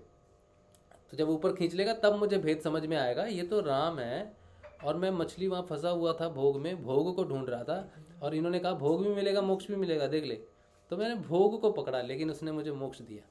तो संसार में बहुत सारी चीज़ें हैं, सारी भोग जैसी दिखती हैं, लेकिन वो एक सिर्फ एक गुरुदेव का एक टॉप दिया हुआ है, हम सब मछलियाँ हैं, तो वो सब हमको पकड़ के ऊपर खींच रहा है, और जब आज्ञा से ऊपर आएगा तब भेद खुलेगा इसका कि ये है कौन, तब पता चलेगा कि मैं जो भी चराचर में जो भी करता रहा वो तो सब इसके अधीन ही था। ठीक है, चलिए, तो आज सेशन को यहीं विराम देते हैं, काफ़ी समय हो गया। कल सुबह मिलेंगे सुबह के ध्यान में। जय श्री गुरुदेव, जय श्री दादा गुरुदेव आप सबको। जय श्री गुरुदेव। जय गुरुदेव। जय श्री गुरुदेव। जय श्री गुरुदेव। जय श्री गुरुदेव। जय श्री गुरुदेव। जय श्री गुरुदेव। जय श्री गुरुदेव। जय श्री गुरुदेव। भैया हाँ जी, हाँ जी गोयल भाई, इस पोएम को एक बार नंबर पे भेज दोगे मेरे पास, सेंड कर दोगे? हाँ जी हाँ जी, मैं भेज देता हूँ, मैं ग्रुप्स में। Please, thank you. जी जी, शुरू। जय श्री। भैया मेरा प्रश्न है। हाँ, प्रश्न किस पे है? आज के सेशन पे है? कल पूछ लूंगा। चलो, क्या प्रश्न है? आज तो नहीं होगा प्रश्न। क्या आज के सेशन के लिए तो राजेश्वरी दीदी का जो था ना, आपके ज्ञान और प्रेम की चर्चा हुई थी, उस पे था। अच्छा अच्छा, तो कल आप रख देना, ठीक है? हाँ बिल्कुल बिल्कुल, चलो ठीक है। हाँ बिल्कुल बिल्कुल। आज वाले पे तो 1 महीने बाद पूछूंगा जब ये समझ में आएगा मुझे। अच्छा ठीक है, चलो, बहुत बढ़िया। अरे एक क्वेश्चन और था, 10 दिन हो गए मूवी देखे हुए। कौन सी मूवी? ओ हाँ, जो भी परिवर्तन, सुबह शाम का ध्यान शुरू हुआ, उस दिन शाम का ध्यान मिस हुआ था हमारा मूवी के चक्कर में। ओके, तब मैंने दृढ़ निश्चय किया, गुरुदेव को प्रार्थना की कि ये जो एक दिन का ध्यान मिस हुआ ना, अब इसकी भरपाई पूरे जीवन सुबह के ध्यान से और शाम के ध्यान से करनी पड़ेगी। तभी तो 1 तारीख को शुरू हुए हैं हमारे सुबह शाम के ध्यान। तो वो मैंने वहाँ दृढ़ निश्चय किया था कि जो आज जो मिस हुआ है ना, इसकी वजह से जो मिस हो रहा है उसको भी प्रकट करवा दो गुरुदेव। तो गुरुदेव ने सिद्धि दिवस के दिन हमारा सुबह शाम का ध्यान 1 जनवरी से शुरू करवाया था। ठीक है, मैं आज 10 दिन हो गए तेरे को। हाँ, तो आपने नहीं पूछा। 10 दिन हो गए, आप भूल गए, आपने बोला मैं याद रखूंगा। और पूछ किया ना, जो परिवर्तन आना था ना, जिसकी मांग थी कि गुरुदेव ये हुआ है, इससे ये परिवर्तन होना चाहिए, तो वही परिवर्तन आज है हमारे सामने। सुबह शाम का ध्यान वापिस शुरू होना गुरुदेव की कृपा है। ये देखो ना, दुनिया में जो भी चीज़ें घटती हैं ना, वो तो हमारा भौतिक जीवन था, हमने एंजॉय किया, तो बहुत मज़ा आया उस दिन, पिक्चर देख के बहुत अच्छा लगा, लेकिन ध्यान नहीं कर पाए। तो वो एक क्योंकि इतने दिन से ध्यान बंद था, और 10 तारीख को ध्यान शुरू हुआ था, जिस दिन मेरा जन्मदिन था, उस दिन 1 दिन हुआ, 2 दिन हुआ, टूट रहा था, मतलब मैं सुबह उठ नहीं पा रहा था, मतलब सो जा रहे थे। लेकिन जिस दिन ये पिक्चर देखी ना, उस दिन मुझे अपने आप को मैंने कहा कि भाई पिक्चर देखने के लिए तो आप पूरा दिन घूमते हो, सुबह नहीं उठ रहे ध्यान करने के लिए। तो गुरुदेव से यही प्रार्थना थी कि गुरुदेव अब ये जो हुई है ना, ये जो भौतिक जीवन में एंजॉयमेंट है ना, इसको अध्यात्म रूप में कन्वर्ट करो। तो गुरुदेव ने वही कृपा से हमारा सिद्धि दिवस के दिन सुबह शाम का ध्यान प्रकट हुआ। तो मैं वेट कर रहा था कि आप पूछोगे और मैं आपके ये बताऊंगा। जिस दिन आपने पूछा था ना बदलाव बताएंगे, और मैंने कहा था बदलाव पूछना मुझसे, उसी दिन मैंने दृढ़ निश्चय किया हुआ था कि ये एक जो दिन मिस हुआ ना, यही हमारा दृढ़ निश्चय का कारण बनेगा। ठीक है, तो बाकी तो गुरु कृपा से ही होता है, मेरे निश्चय विश्चय तो क्या है, लेकिन हाँ, उसको मैंने अपने परिवर्तन का आधार जरूर बनाया। ठीक है जी, चलो। जय श्री गुरुदेव, जय श्री दादा गुरुदेव। कल जय सुबह श्री मिलेंगे गुरुदेव। सेवा करने। जय श्री दादा जय गुरुदेव जय गुरुदेव। जय श्री जय श्री गुरुदेव, जय श्री दादा जय गुरुदेव, श्री दादा, जय श्री गुरु माता। जय श्री जय श्री गुरुदेव, जय श्री गुरुदेव। जय श्री जय गुरुदेव। जय श्री